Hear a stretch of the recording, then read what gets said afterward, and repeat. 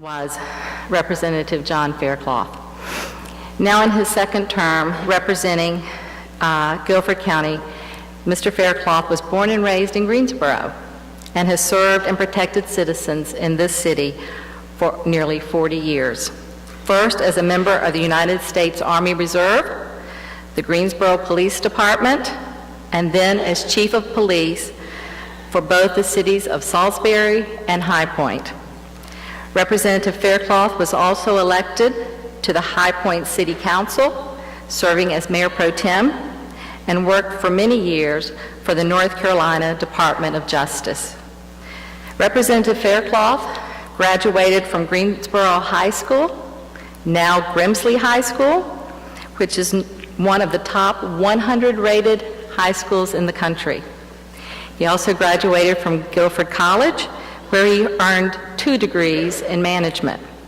He went on to earn a master's degree of public affairs at the University of North Carolina in Greensboro and graduated from the Justice Executives Program at the University of North Carolina at Chapel Hill and from the Southern Police Institute at the University of Louisville.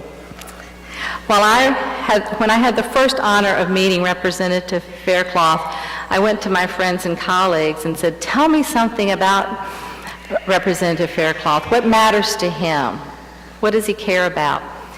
And to the very last person I talked to, they all said, "He is a true gentleman." And after visiting with him, I left saying, "He is indeed a true gentleman." And how fortunate for us in Guilford County and across the state of North Carolina to be able to call him one of our leaders. Welcome.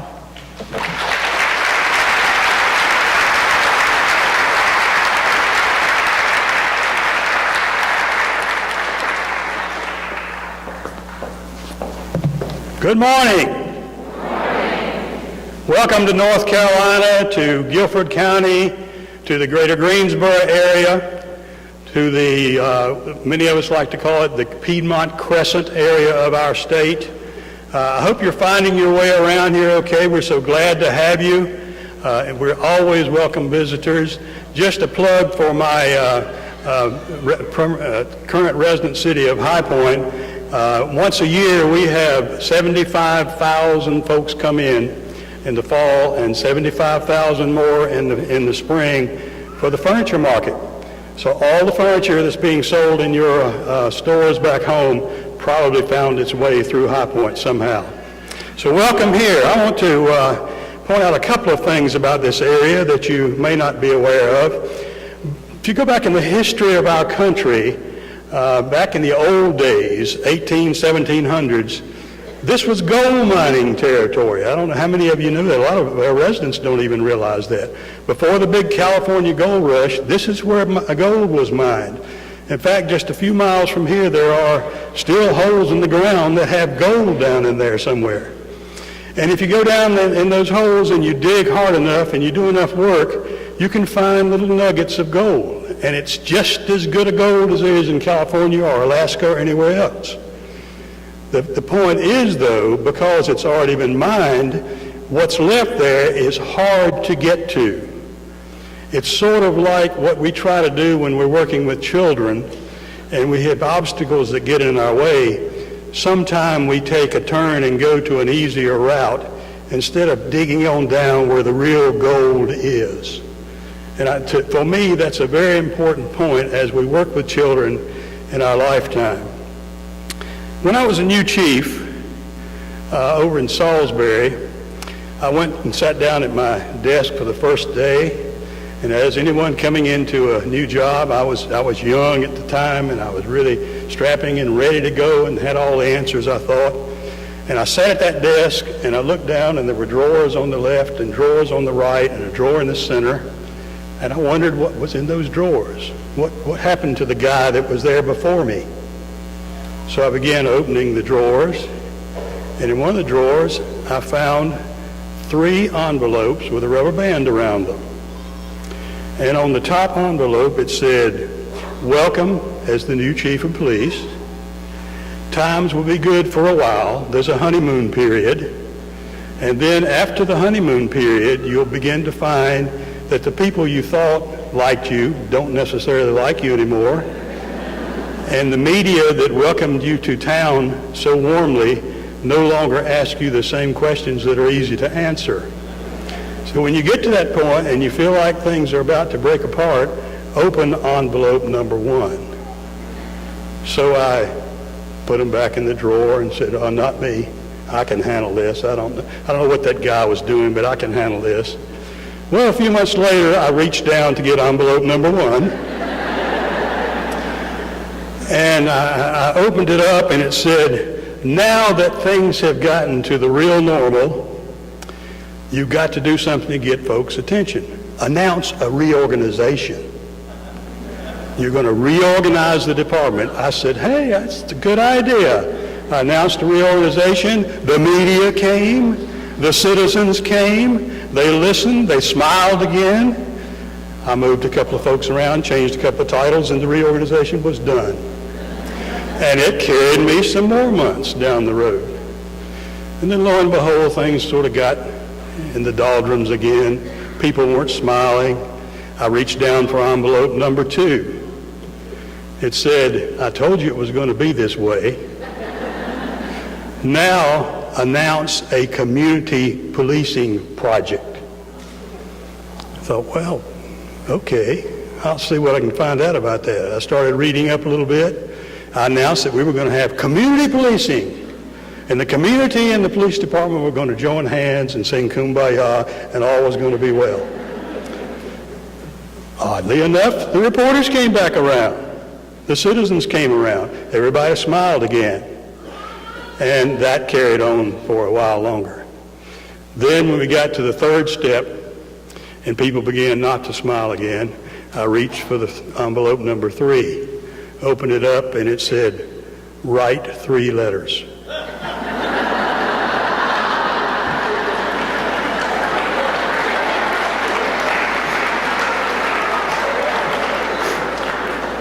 Short while after that, I went to High Point as chief of police.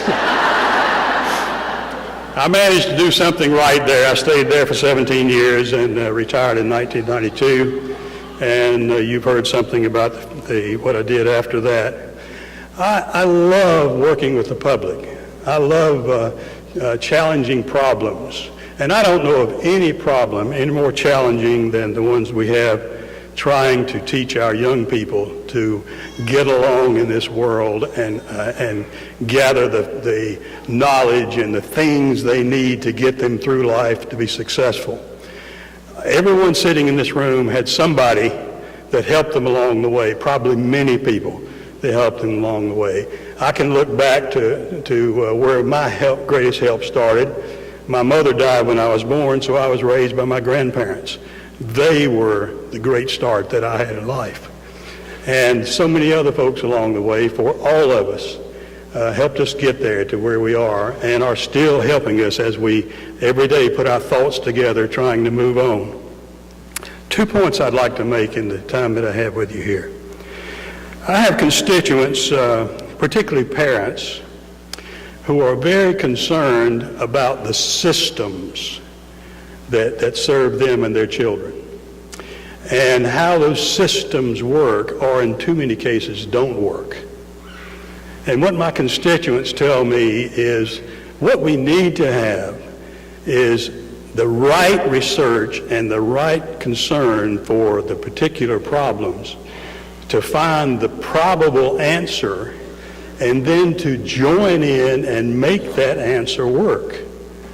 Too many times what they're seeing is the research, the choice, the decision, this must be the answer to all things, and then a short while later, it didn't quite work, so there's another plan and another plan. And many of my constituents tell me they're tired of hearing of all the new titles of plans that are going to save their children.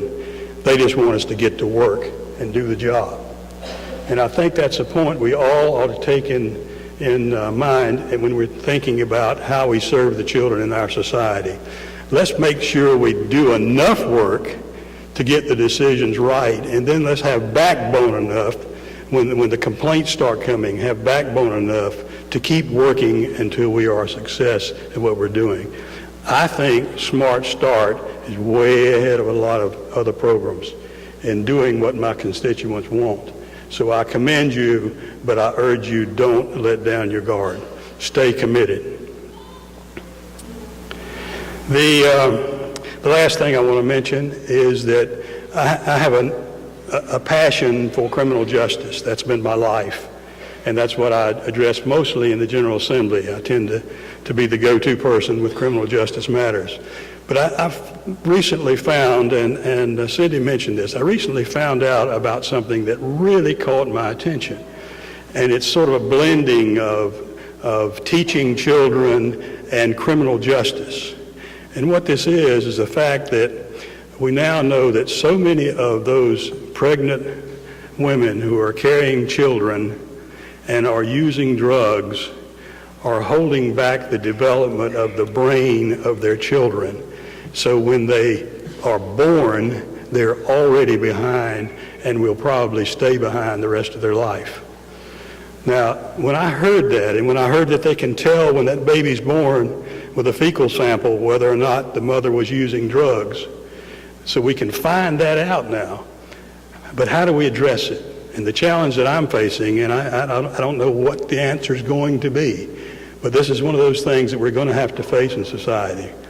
That we've got to find a way to encourage these mothers to stay with their doctors, to get medical help. We don't want to chase them away from their doctors by trying to hide from the police.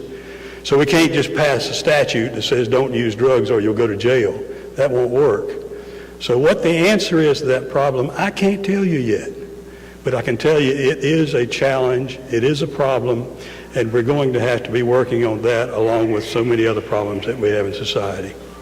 Thank you so much for coming to Greensboro. We're glad to have you here. If there's anything at all we can do while you're in town or at any time, give us a call. Thank you.